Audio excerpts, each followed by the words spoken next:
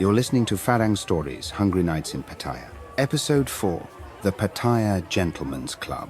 The first time Ning saw the club, the sky above Pattaya was the color of metal just before rain.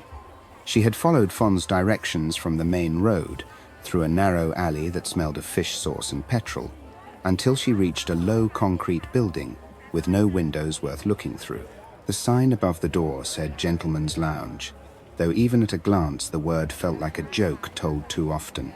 Gold letters, flaking, a strip of light leaking through a half-open door. Music, faint but insistent, drifted down the stairwell. Inside, a woman at the counter looked her up and down. "You're the one Fon sent?" "Yes. She said you work hard." Ning smiled politely. "I try." The woman nodded to the corridor. "Dressing room's that way. We open at 7. Don't be late again." The corridor was narrow, lined with posters of women who seemed to be laughing at something beyond the camera. At the end of it, a heavy curtain hid the dressing room.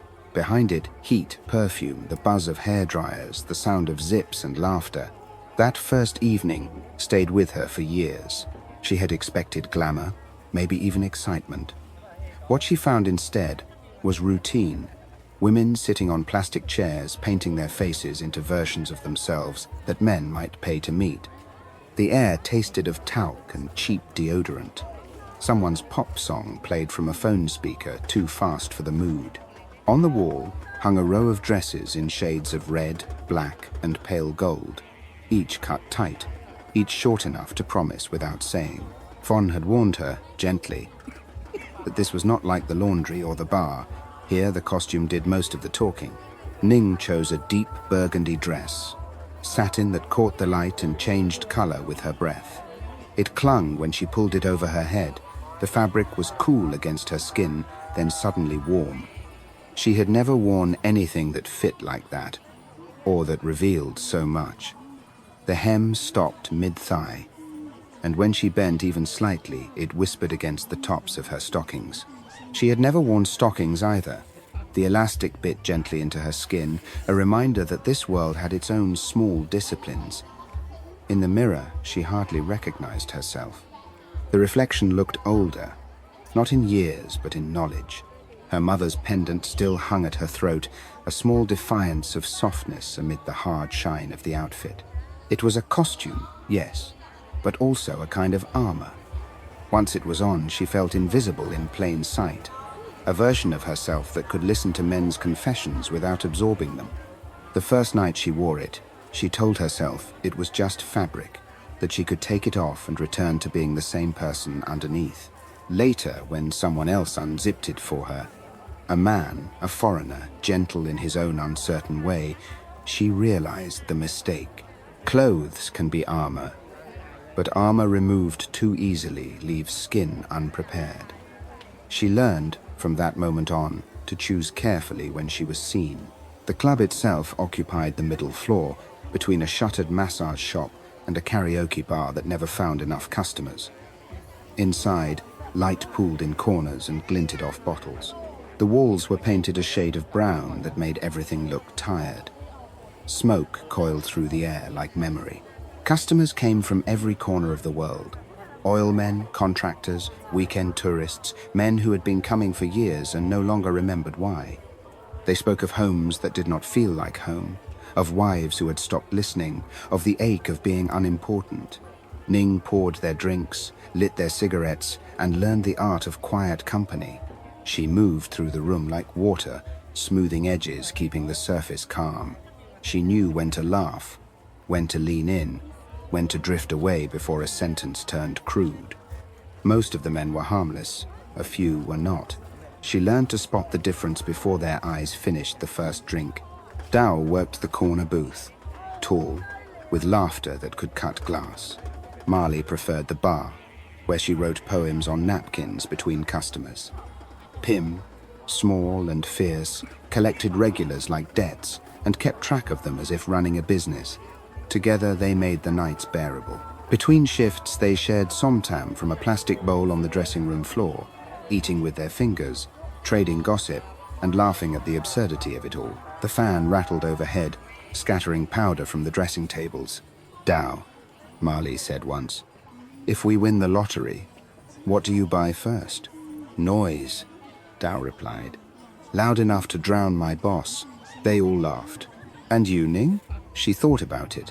The fork paused above the papaya. A library for my daughter, she said. And a passport. They stared. A passport for what? Dao asked. So she can leave if she wants. The laughter faded into something softer. A silence that meant they understood. Weeks became months. Pattaya moved in rhythms. The swell of tourists. The lull of rainy season. The endless repetition of songs that once meant something. The club had its own clock. The first customers by 7, the regulars by 8, the weary men who did not want to go home by 9. Sometimes Ning escaped to the balcony behind the club, where the air was heavy but honest. From there she could see the street below, neon spilling onto wet tarmac, vendors packing up, scooters weaving like sparks. The smell was always the same. Fried garlic, petrol, sweat, and salt from the invisible sea. On those breaks, she would think of her daughter, the girl's handwriting on the small postcards she sent from school, the drawings of houses with gardens, things Ning had never known but wanted her child to have. Richard appeared near the start of the cool season. British, polite, the sort of man who folded his napkin before leaving a table. He was older than most, maybe mid-50s, but there was something unguarded in him. The first night he came in, he asked if she preferred tea or coffee. She laughed and said, "Neither. I prefer quiet." He smiled. "Then we're the same." He came back the next night, and the one after that. Always the same table, always one beer. Never the cheap jokes.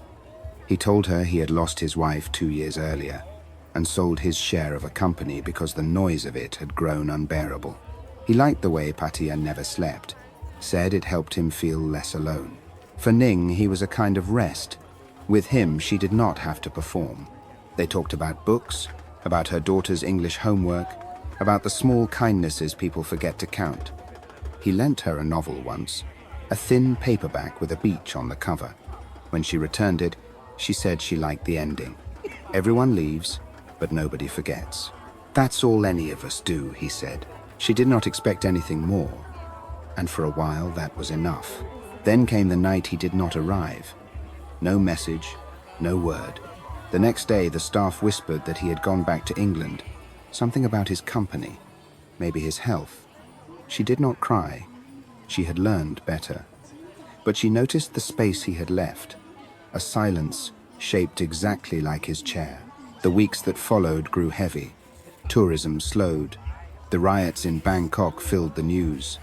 The sound of protest bled even into their small city. The lounge cut hours. Wages shrank. Dao talked about going north, Marley found work in a karaoke bar, and Pim vanished one night, leaving her locker open and half her clothes behind. Fon came to visit. "You should think about leaving," she said. "This city's losing its smile." "I can't," Ning said. "My daughter's school, my mother, everything's here." Fon nodded. "Then keep your light on. The dark gets lazy. It looks for who forgets."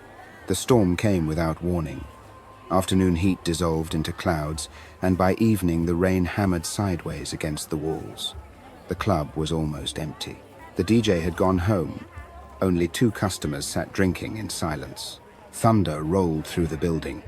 The lights flickered. Ning wiped the bar, though it was already dry, her reflection trembling in the mirror behind the bottles. Dao sat on the counter counting her tips. "If the roof leaks again, I quit. You said that last time." Ning smiled. "And I will say it next time," Dao replied. "It's good to have traditions." When the power finally dipped, the emergency light turned everything green. For a few moments, the club looked like a place underwater. Ning stepped outside to breathe. The street steamed. Neon signs reflected in the puddles. Somewhere a generator coughed back to life. The air smelled of wet dust and salt. She leaned on the railing, rain dripping from her hair, and felt the weight of the city, its beauty, its exhaustion, its endless cycle of beginnings disguised as endings. She thought of the girl she had been when she first pulled on that satin dress, nervous and brave, believing she could wear confidence like perfume. She had worn it long enough to know that confidence was not armor, but endurance, the quiet decision to keep showing up. Behind her, the club door opened. The manager called, "You can go home early if you want. No one's coming tonight." She nodded. "Maybe I'll take tomorrow off too." That night, she could not sleep. The fan turned slowly, stirring the smell of rain through the room. She watched her daughter breathing in the next bed, one arm flung across the pillow. Outside, a dog barked, then another, then silence again. When dawn came, the world felt washed clean.